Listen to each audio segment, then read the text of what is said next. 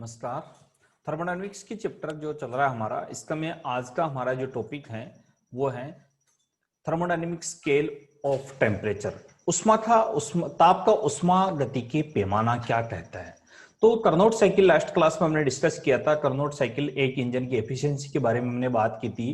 तो कार्नोट चक्र के आधार पर केल्विन ने सर्वप्रथम उष्मा गति के ताप पैमाने का प्रतिपादन किया और उसमें केल्विन पैमाना भी जिसको हम कह सकते हैं। उष्मा के अनुपात में मापन जैसे कार्य और ऊर्जा द्वारा सीधे प्रकलन कर सकते हैं।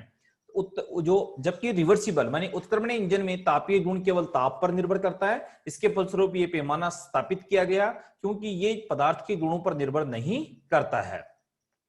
निम्न ताप पर एक संग्रह और उष्मा तापीय या उत्क्रमणीय उष्मा इंजन के बारे में बात करते हैं। तो संग्रह द्वारा ली गई उष्मा इंजन के संग्रह द्वारा चलित होने पर उच्च ताप पर निकाली गई उष्मा का मान होता है।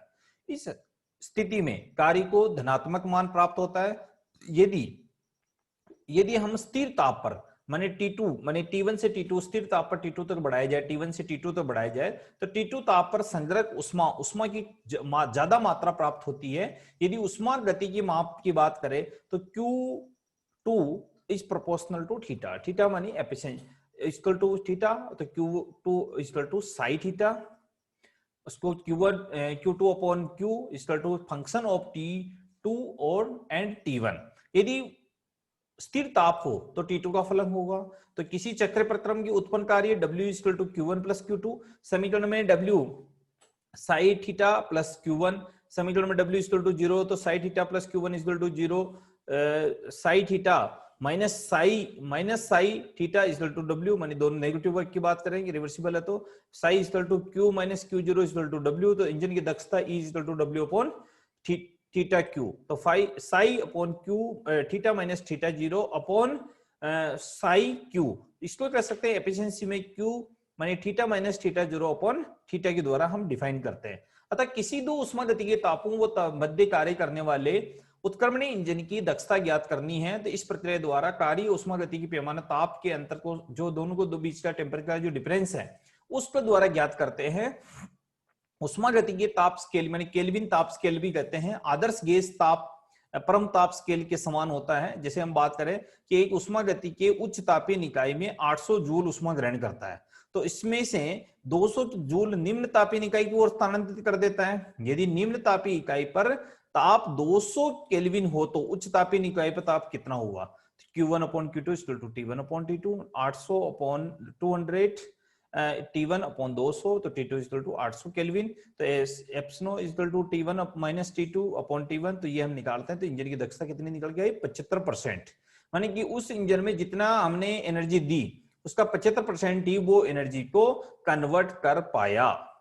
अब आता है नेक्स्ट टॉपिक आता है हमारा एंट्रोपी। एंट्रोपी क्या होती है? Maximum disorderness of system. किसी भी सिस्टम में जितना डिसऑर्डर हो सकता है, कितना विचलन हो सकता है। यानी कि सिंपल सा एग्जांपल के बारे में हम बात करें तो एक जगह से दूसरी जगह पर कोई प्रक्रम संपन्न हो रहा है तो उसके पथ अलग अलग हो सकते हैं। उस पथ को संपन्न होने में अलग अलग पथों के साथ उस प्रक्रम को संपन्न होने में जितना हम विचलन जितना डिसऑर्डर उसमें क्रिएट कर सकते हैं, उस ऑर्डर की जो कैलकुलेशन होती है उसको बोलते हैं एंट्रोपी। अर्थात कार्नोट साइकिल जी हमने पिछले क्लास में बात कर ली। माना कि T2 और T1 के मध्य कार्य कर रहा है तो उत्क्रमणीय चक्र के लिए समीकरण Q1 upon T1 plus Q1 upon T1 equal to 0। तो कार्नोट इंजन में जहां प्रक्रम समतापीय और ऊर्ध्वसम ढंग से हो तो वह पदों का संकलन अगर समलाइजेशन वैल्यू शून्य है तो इसमें नीचे जो चित्र दे रखा है कि x से y की तरफ हम जा रहे हैं, पथ फर्स्ट है, ये पथ सेकंड है। दाब और आयतन के बीच में एक ग्राफ हम प्लॉट कर रहे हैं। तो इसमें देखिए कि इस प्रक्रम में छोटे छोटे साइकिल्स बनेंगे। कार्नोट साइकिल्स की बात कर रहे हैं, छोटे छोटे साइकिल्स बने हुए माने जाता है। इस पथ पर संपूर्ण चक्र समतापीय ऊर्ध्वसम की परिस्थिति हो।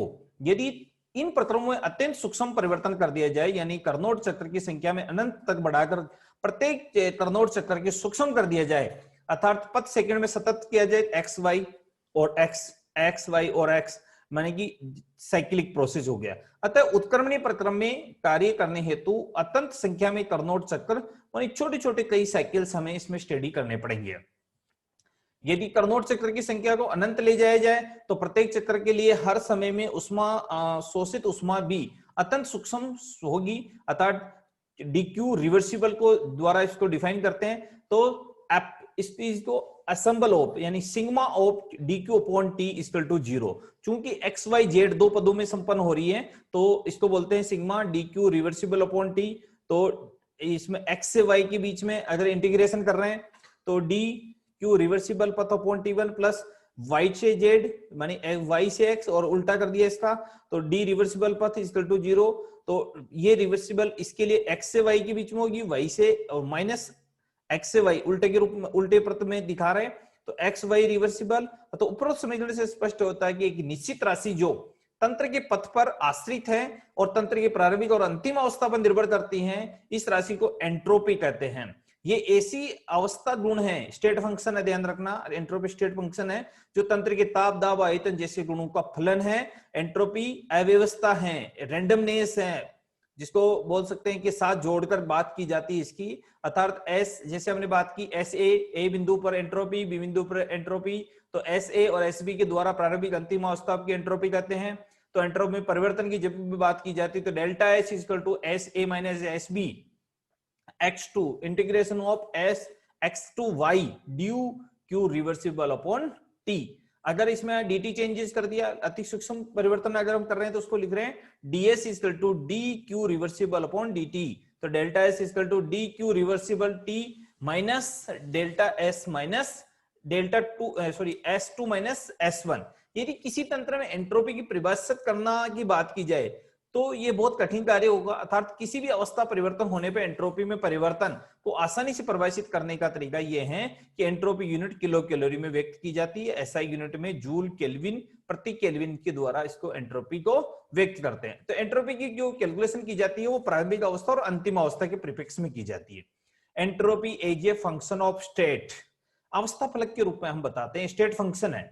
तो ds equal to dq reversible upon t, क्योंकि एंट्रोपी एक स्टेट फंक्शन है अतः इसकी संबंध तंत्र के अवस्था गुणों पर निर्भर करता है, मानी प्रारंभिक और अंतिम अवस्था पर निर्भर करता है, पथ पर निर्भर नहीं करता है। अतः हम कह सकते हैं तो dq equal to du plus p dv, अतः इसमें t से डिवाइड कर देने पर dq upon t du upon t p dv upon t ds equal to 1 upon t du plus p dvt। उपरोक्त समीकरण में एक मूल समीकरण उष्मा गति का मूल समीकरण है जो तंत्र की एंट्रोपी ds तंत्र की ऊर्जा आयतन O के साथ संबंध को व्यक्त करता है।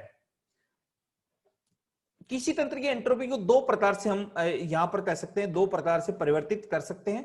तो पहला है स्थिर आयतन पर, आयतन स्थिर हो तो तंत्र की ऊर्जा में वृद्धि को ds के मान में वृद्धि होगी, अर्थात हम कह सकते हैं कि स्थिर आयतन पर तंत्र की ऊर्जा बढ़ाने से उसकी एंट्रोपी का मान भी बढ़ता है।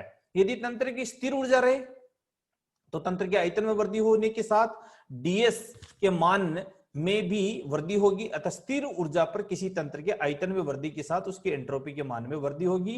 अतः एंट्रोपी को हम ताप आयतन और ताप दाब के फलक के रूप में ज्ञात कर सकते हैं।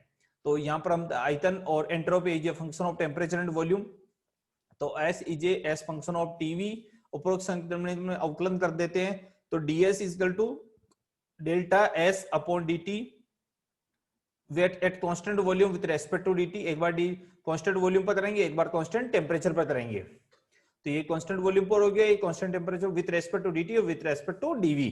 अतः यहाँ पर u इक्वल टू क्या होता है, u tv होता है, तो इसका वैल्यू यहाँ पर पुट अप कर सकते, du equal to du tv, ये वॉल्यूम के कौन से रेस्पेक्ट में, ये टेम्परेचर के रेस्पेक्ट में, क्योंकि du dt cv के बराबर होता है तो du equal to cv dt plus dq upon dv at constant volume dv। अर्थात हम कह सकते हैं ds equal to cvt cv upon t at with respect to dt plus 1 upon t p plus du upon dv with respect to temperature at constant temperature with respect to dv। अर्थात इसको आगे जाके हम और define कर रहे हैं कि इसके द्वारा हम इसको बता सकते हैं कि ds equal to cv dt अर्थात ds अपॉन 1 अपॉन t, अर्थात स्थिर ताप पर आयतन के परिपेक्ष में अवकलन कर दिया यहाँ पर, तो cv की वैल्यू इसमें पुटअप कर देंगे, तो वैल्यू पुटअप करने के बाद में और इसको टेम्परेचर के साथ में हम इसका इंटीग्रेशन डिफरेंशिएशन कर देते हैं, डिफरेंशिएशन करने के बाद में हमें प्राप्त होता है dp upon dt at constant volume 1 upon t p du upon dv at constant temperature. अर्थात हम कह सकते हैं ds upon dt at constant temperature is equal to dp upon dt at constant volume. स्थिर ताप पर एंट्रोपी के आयतन के सापेक्ष परिवर्तन को प्रदर्शित करता है। तो ये इसको बोलते हैं कि स्थिर ताप पर एंट्रोपी में आयतन के साथ क्या कॉन्सेप्ट होता है। दूसरा था entropy is a function of pressure and temperature. अब हम कहते हैं एंट्रोपी, वहां पर वॉल्यूम की बात की थी, यहां पर हम बात कर रहे हैं कि T और P की होती है। इसका फिर वैसे ही सेम अवकलन कर देंगे। अवकलन करने में जब भी हम इसके प्रेशर की बात करेंगे तो यहाँ पर एंथैल्पी की बात की जाएगी। तो तंत्र की ऊर्जा एंथैल्पी को du equal to PH minus PV, तो du equal to DH minus PdV और VdP।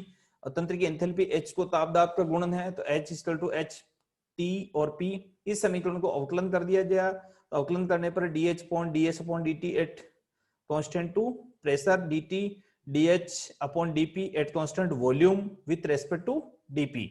यानी ये कर सकते हैं du equal to dh upon dt और विथ dp। अतः इसकी वैल्यू इसमें पुट अप कर देंगे। पुट अप करने के बाद में इक्वेशन हमें मिलती है। इस इक्वेशन को हम देख रहे हैं आगे जाके स्थिर ताप पर एंट्रोपी में ताप में वृद्धि के कारण स्थिर ताप पर दाब में सापेक्ष परिवर्तन किया जाता है। तो वास्तव में ये वैल्यू हमें प्राप्त होती है d square upon ds d square s dp dt 1 upon t dqh dp dt। अर्थात समीकरण को फिर दाब के साथ अवकलन कर दिया इसका। तो स्टेट फंक्शन की बात की जाती है, अवकलन समीकरण है, इसका अवकलन बना दिया। अवकलन बनाने के बाद में ये स्टेट फंक्शन लिख दिया इसका। स्टेट फंक्शन लिखने के बाद में हम इसको इंटीग्रेशन करने पर समीकरण हमें जो लास्ट में डिनोट होता है ds upon dt dp, sorry वहां dt था, यहाँ पर p हो गया प्रेशर के कॉन्सेप्ट में, ds upon dp at constant temperature with du dt p v minus alpha.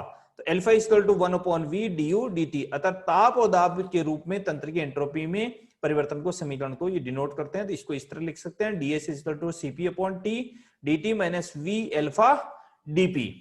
अब आता है entropy changes in physical state. Physical changes में एंट्रोपी का क्या रोल है?